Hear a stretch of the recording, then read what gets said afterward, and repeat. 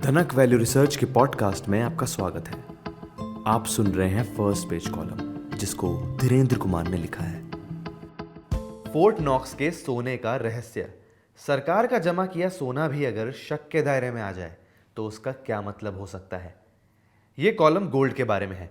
इसमें कुछ भी नया नहीं है। मैंने पिछले 2 दशकों में कई बार निवेश के तौर पर सोने के बारे में लिखा है।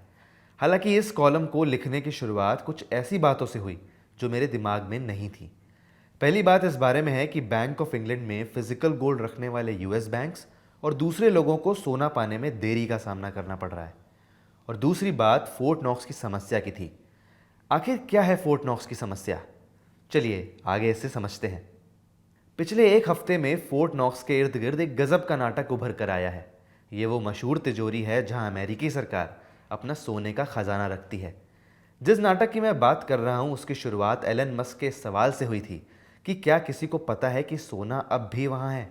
इसके तुरंत बाद सेनेटर रेड पॉल ने रोना रोया कि उन्हें 1 दशक में फोर्ट नॉक्स जाने की इजाज़त नहीं दी गई है, और राष्ट्रपति ट्रंप ने घोषणा की कि उनका प्रशासन सोना वहां है ये पक्का करने के लिए फोर्ट नॉक्स जाएगा। इस पर ट्रेजरी सेक्रेटरी ने जोर देकर कहा कि सालाना ऑडिट साबित करते हैं कि सब कुछ ठीक है, लेकिन आलोचक कह रहे हैं कि ये वहां कथित रूप से जमा 147 मिलियन ट्राई ऑंस की विस्तृत जांच नहीं की गई है। ये एक और कॉन्स्पिरेसी थ्योरी की तरह लग सकता है, लेकिन ये सोने के बारे में कुछ बुनियादी बातों को उजागर करता है जो निवेशकों को चिंतित कर सकती हैं। ये सच्चाई कि दुनिया की सबसे सुरक्षित फैसिलिटी में रखे गए सोने के बारे में इस तरह के शक हो सकते हैं, हमें निवेश के तौर पर सोने की प्रकृति के बारे में कुछ बताता है।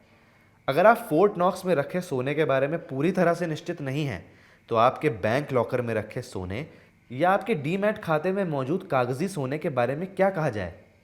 यहाँ विडंबना दिलचस्प है। सोना ऐसी चीज़ मानी जाती है जिस पर सबसे ज़्यादा निर्भर हुआ जा सकता है। एक ऐसा एसेट जिसकी ओर आप तब मुड़ते हैं जब आपको किसी और चीज़ पर भरोसा नहीं रह जाता। और उसके बावजूद हम यहाँ सोने की सेफ्टी और वेरीफाइबिलिटी यानी सत्यापन के सवालों के साथ खड़े हैं। इसके बाद क्या होगा? क्या कोई स्विस बैंकों में जमा सोने की ऑडिटिंग सुझाएगा या बैंक ऑफ इंग्लैंड की तिजोरियों की पूरी लिस्ट बनवाएगा? जो इस सब को खास तौर से दिलचस्प बनाता है वो ये है कि ये बात ऐसे समय में उठी है जब सोने की कीमतें ऐतिहासिक ऊंचाइयों के करीब हैं। ग्लोबल सुपरनेशनल करेंसी के तौर पर सोने की भूमिका को फिर से स्थापित करने की चर्चा बढ़ रही है। फोर्ट नॉक्स के मसले ने सोने की पहले से ही जटिल कहानी की गुत्थी में एक और जटिलता की परत जोड़ दी है। ऐसा लगता है कि निवेश के रूप में सोने के पक्ष और विपक्ष में पारंपरिक तर्कों को उलझा दिया गया है, जिससे निवेशक पहले से कहीं ज़्यादा भ्रमित हो गए हैं। और अगर आपको लगता है कि फोर्ट नॉक्स ही एकमात्र सोने का रहस्य है, तो सोचिए कि लंदन के सोने के बाजार में हर दिन क्या होता है। असल में वहाँ सोने की ज़्यादातर ट्रेडिंग में अनएलोकेटेड सोना शामिल होता है। मूल रूप से कागजी वादा जो खास बार के बजाय सोने के सामान्य पूल के आधार पर होता है। कि कुछ ऐसा है जैसे आप अपने परिवार के गहनों को रखने के लिए बैंक लॉकर में जाते हैं और आपको बताया जाता है कि चिंता मत करो कि ये किस लॉकर में है, हमारे पास यहाँ बहुत सारे गहने हैं, जब आप चाहें तब आपको अपना गहना मिल जाएगा। ये सिस्टम तब तक ठीक काम करता है जब तक बहुत से लोग एक साथ अपना सोना नहीं मांग लेते, जिससे ट्रेडरों को अपने वादों को पूरा करने के लिए वास्तविक भौतिक सोना खोजने के लिए संघर्ष करना पड़ता है। दुनिया के सबसे पुराने गढ़ में निवेश करने की सरलता बस यहीं तक थी। हालांकि एक आम निवेशक के लिए ये बातें सोने को एक अहम निवेश के तौर पर रखने के खिलाफ मामले को कमज़ोर करने के बजाय और मजबूत ही करती है। फोर्ट नॉक्स विवाद हमेशा से सोने की सबसे बड़ी समस्या दिखाता है।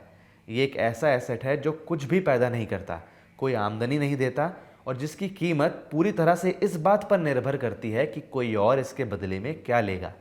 इसके अलावा वेरीफाइबिलिटी और इसकी कस्टडी के बारे में नए सवाल उठ रहे हैं और निवेश का विषय डगमगाता नजर आ रहा है।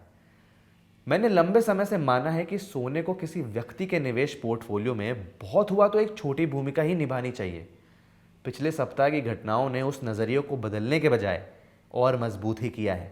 जब सरकारें भी अपने सोने के भंडार को आसानी से वेरीफाई नहीं कर सकती, तो आम निवेशकों के लिए ये समय ज़्यादा प्रोडक्टिव एसेट्स पर ध्यान देने का है, जो असली या काल्पनिक तिजोरियों में पड़े रहने के बजाय वास्तविक मूल्य पैदा करते हैं।